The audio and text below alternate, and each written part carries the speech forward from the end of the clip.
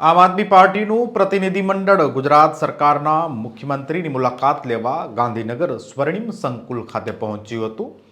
આમ આદમી પાર્ટીના પ્રદેશ પ્રમુખ ઈશુદાન ગઢવી, ધારાસભ્ય ગોપાલ ઇટાલિયા, ચૈતર વસાવા અને સંગઠન મહામંત્રી મનોજ સોરઠિયા સહિતના આપ અગ્રણીઓ ગાંધીનગરમાં સીએમની મુલાકાત લેવા પહોંચ્યા. બિલકુલ છેલ્લા કેટલાક સમયથી રાજ્ય સરકાર ભાજપની ખેડૂતો ઉપર અત્યાચાર કરી રહી છે, ખેડૂતોનું શોષણ કરી રહી છે અને વિવિધ મુદ્દાઓને લઈને ખેડૂતો ખૂબ પરેશાન છે. ત્યારે આપણે જોયું હશે કે જે રીતે મોડાસામાં પશુપાલક ઉપર ગોળીબાર થયો અને એની હત્યા થઈ, અમે એ પશુપાલકોને મળવા ગયા. માન્ય અરવિંદ કેજરીવાલજી પણ આવ્યા હતા.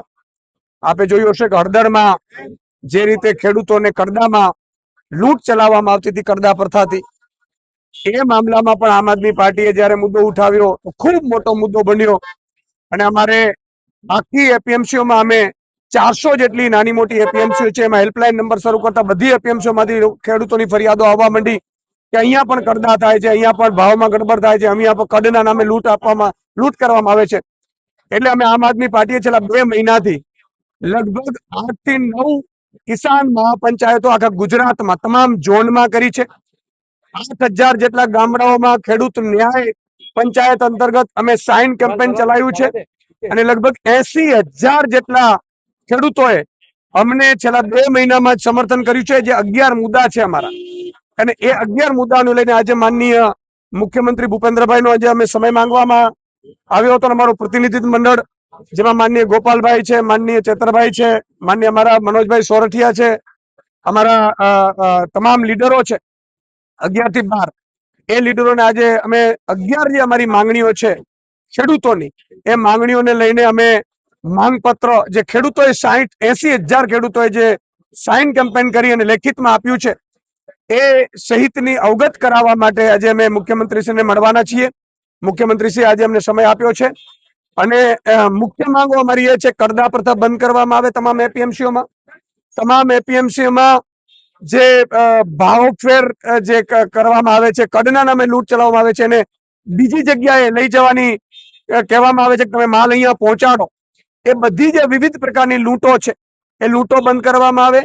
એપીએમસીમાં જણસ જે તમામ જે ટેકાના ભાવે ખરીદી કરાય છે, એ તમામ એપીએમસીમાં જણસની ટેકાના ભાવે ખરીદી થાય. આ સહિત અમે એવું માંગ કરી હતી કે ભાઈ હેક્ટરે 50,000 રૂપિયો નુકસાનનો પંજાબ સરકારે, નવી સરકાર છે, 3 વર્ષની સરકાર છે, એને આપ્યું છે. તો 30 વર્ષની સરકારે ભાજપે પણ હેક્ટરે 50,000 રૂપિયો જાહેર કરવો જોઈએ જે ખેડૂતોને નુકસાન થયું છે. એમાં પણ 22,000 હેક્ટરે જે જાહેર કર્યા છે ભાજપ સરકારે, અને એમાં પણ હજી 2400 કરોડ જ આપ્યા છે, 10,000 કરોડ રૂપિયા આપ્યા પણ નથી. તો એ પણ અમારી માંગણી છે. સાથે સાથે પંજાબમાં 3 વર્ષની સરકાર છે તો ખેડૂતોને દિવસે વીજળી મળવા માંડી છે, 12 કલાક વીજળી મળે છે. તો અહીંયા પણ અમારે માંગ છે અમારી કે ખેડૂતોને, કારણ કે ઉપજના જે પડતર કિંમત છે ખેડૂતોને બહુ જ નુકસાનકારક લાગે છે, બહુ જ ભાવ અધર ચડી જાય છે અને એના કારણે ખેડૂતો બજારમાં બીજા રાજ્યોના બીજા દેશોના ખેડૂતોની સરખામણીમાં ટકી નથી શકતા. એટલે મફત વીજળી 12 કલાક આપવામાં આવે, જેથી કરીને ખેડૂતોને જે પડતર કિંમત છે એ ઓછી રહે અને જેથી કરીને પોતે ટકી શકે. આ માત્ર ખેડૂતોની માંગણીઓ નથી, આ જીવતા રહેવા માટેની માંગણીઓ છે. વધારે કોઈ માંગણી એવી નથી કે જે પૂરી ન થઈ શકે. સાથે સાથે ખેડૂતોને પૂરતી માત્રામાં ખાતર નથી મળતો. જ્યારે પણ ખાતરની સિઝન આવે એટલે ખાતરો છે એ વિવિધ કંપનીઓમાં વયા જાય છે, સગે વગે થઈ જાય છે, અથવા તો મળતિયાને ખાતર મળે છે. તો પૂરતા પ્રમાણમાં સમયસર ખાતર મળે અને એ જ રીતે સમયસર કોઈ જ્યારે પણ નુકસાન થાય પાકમાં, ત્યારે 1 જ મહિનામાં એના વળતરની ચૂકવણી કરી દેવામાં આવે છે. અહીંયા તો પછી એપ્લિકેશનો માંગવામાં આવે, પછી એપ્લિકેશનો રદ કરવામાં આવે ને પછી 2 મહિના એમાં કાઢી નાખે ને, એટલે ખેડૂતોને કોઈ જે લાભ મળવો જોઈએ તો મળતો નથી. સાથે સાથે શેરડીના જે ઉત્પાદકો છે એ ખેડૂતોને શુગર મિલો પાસેથી જે બાકી ચૂકવણી છે એ પણ ભરપાઈ કરી દેવામાં આવે છે. જે શુગર મિલો બંધ છે એ શરૂ કરવામાં આવે અને સીસીઆઈની જે ખરીદી દર વર્ષે થાય છે, 1 ઓક્ટોબર થી ખરીદી થાય, સામાન્ય રીતે ડિસેમ્બરમાં ખરીદી થાય. જ્યારે ખેડૂત છે એ કપાસ વેચી દે છે, પહેલી વીણની જે છે વેચાઈ જાય છે અને જે ખેડૂતના કપાસ છે એ કોઈ લઈ લે છે લાભાર્થીઓ, એ પછી ટેકાના ભાવે પોતાનો માલ વેચી દે છે. એટલે ખેડૂતને લાભ ટેકાનો મળતો નથી. એટલે ટેકાના ભાવે જે કપાસની સંપૂર્ણ ખરીદી થાય ને એ 1 ઓક્ટોબર થી થાય દર વર્ષે.